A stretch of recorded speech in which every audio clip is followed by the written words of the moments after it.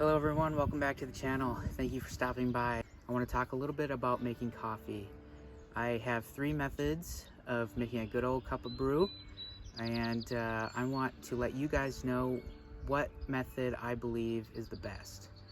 I have an instant, I use a jet boil, and then an MSR pocket rocket with a pour over system.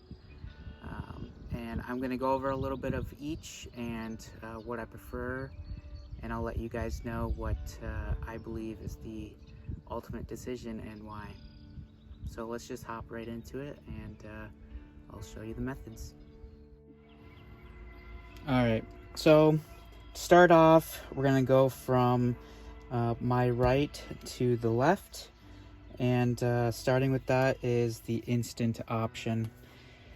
Now, instant isn't the most ideal, of course, but this by far is the best one that I've found in store. There may be something better online, and if there is, you guys should let me know. But this Starbucks instant coffee is decent for when you're unable to use any pour over or French press, or it, like in my case, for getting the beans. So this is always a good backup. So that's method 1, pretty simple, straightforward. Now method 2 is the jet boil. This is an original jet boil flash. I've had it for many years, and you know, it's worked out pretty good. Just, you know, a few replacement parts here and there, but for this I use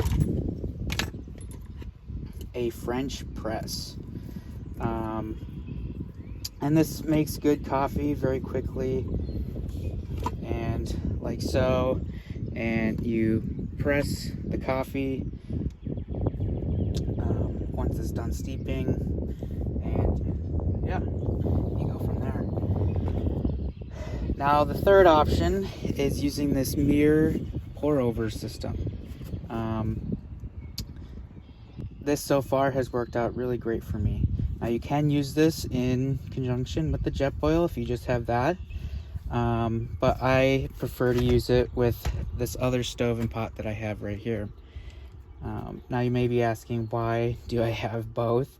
Well, before getting into kind of the soft roading and car camping, I did a lot of backpacking and boundary waters, and so I originally had this one, which worked great, but without getting into too many, you know, little details, I decided to upgrade to a Tokes pot and a MSR Deluxe pocket rocket.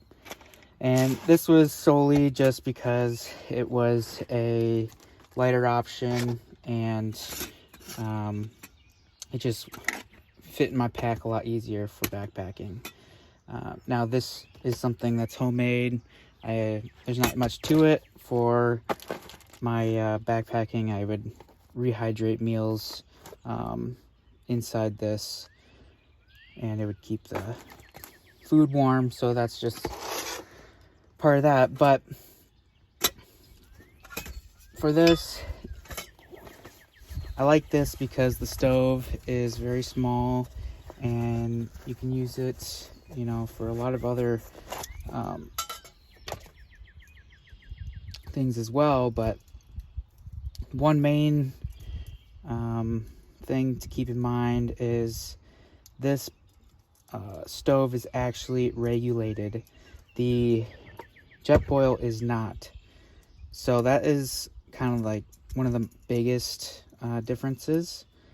And when the stove is regulated, this allows the performance of the stove to work a lot better in colder weather and at higher elevations. So that's a major plus. But they both boil water very quickly, and you know, it's very kind of a personal preference. And you know, I'm not one to count grams or ounces for backpacking, but you know, when you're in the vehicle, camping out of the vehicle, it's really not that big of a deal. So you could use the mere pour over system with the Jetboil, this or whatever you have. But this is a very great option if you're looking into getting a stove. Now there's different Jetboils as well, different sizes, and I believe a few of the options do have a regulated burner. The Flash does not, and neither does the new Flash. So the original Flash and the newer Flash do not have regulated, but I know one of their other options does, and I believe like the Minimo should have a regulated burner. But for making coffee, that's not really a big factor, except I guess boil time, but it's really not too big of a deal. So I'll show you the mirror pour over here. This is a very lightweight and pretty sleek option. It kind of fits in wherever you go. Now if you have a way of getting hot water anywhere you go, you could just slip this into your bag as well and have a good cup of coffee. Now I'm able to store a few filters in there, so I do have a whole box of them stashed away, but you can fit enough in there for a trip, or if you're backpacking, whatnot. But when you're car camping, like I said, you just throw everything everywhere, so you can fit the whole box of 100 filters in a place with no problem. So anyways, you get 3 metal pieces here that just kind of slip together. You put the bigger cuts to the smaller ones right here. So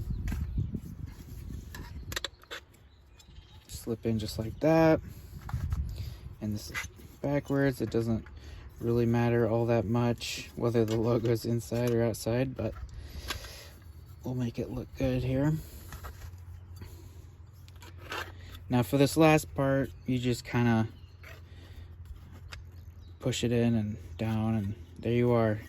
So you have the filter here, or the pour over system here, and you put a filter right in here just like any other pour over, and go from there. So I'm not going to be making a cup of coffee right now because it is warm, and also kind of later in the afternoon. So if it was morning, of course I would, but no need for a hot cup of coffee right now.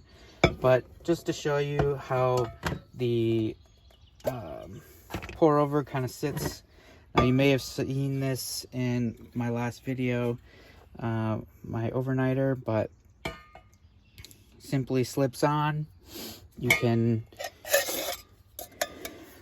take your hot pot of coffee or water, take your hot pot of water and, oh my gosh, and pour it over, and wham bam. Now another interesting thing I did want to mention was for both of these stoves, you of course can use your isobutane mix, the typical camping stove gas, but if you're at camp and you also run a larger stove that takes these 1-pound canisters, you can get an adapter. Now this adapter goes straight into here, and then we'll go on to any of pretty much any backpacking stove or Jetboil, MSR, whatnot. And this just, these are cheaper than these suckers. So if you're at camp, these are nice to use instead of these. So that's just one thing to do. Now, one thing to keep in mind is to be very careful, because once you got the height of this, then you got the height of this, and then you got your water on top of that, and it gets tall and tippy. So just be very careful if you go this route. I do it occasionally just to save money on the isobutane, but that's always an option. Now I can get into my cooking system and how I do that later on in a different video, but anyways, this is a very good little piece of gear here that can save you some money. And you know, I don't think these cost very much. I don't know what brand this is. G-Works. I've had, you know, good luck with this one. I think I just got it off Amazon or whatnot, just like everything else. But so anyways, now I wanted to mention which option do I like best. All right. So my preference is, now it used to be the Jetboil with the French press. Very good option, makes great coffee, but then you always have to clean out the pot, clean out the grounds, and if you're really wanting to leave no trace, of course, you're gonna have to put those grounds in the trash, and so that always just isn't the best, because you're going to be filling your trash with a whole bunch of water as well. It's not the easiest to clean, and so this is why I went and purchased the pour over. Now there's many pour overs out there, right? Lots on Amazon, lots on REI, and you know, this is just something I wanted to test out. And so far it's great, and I would recommend it. But the reason I went with the pour over is because you have your filter, which is holding all your grounds. So once you're done, you just take the filter out and throw it away, and it's just a lot easier process of cleanup. It's very quick, and you're going to be able to more easily leave no trace. Now, even though I know coffee grounds is actually a great fertilizer, once the coffee has been made, the used grounds are great, but theoretically, if you are leaving no trace, that means nothing, right? So this is why I think the pour over is a more of a superior option than the French press, and that's why I choose that. And like I said, I could always use this with this, so I don't need this wherever I go. But you know, this packs down smaller than this. I can disperse my gear a lot more differently. Now, like I said before, in the vehicle, it's not that big of a deal. So it doesn't really matter what stove I use here, but I do prefer it since it's a regulated stove, like I mentioned before, and that's going to be more fuel efficient in different weather. So anyways, if you guys have, you know, different ways or products that you guys like to make coffee with, let me know.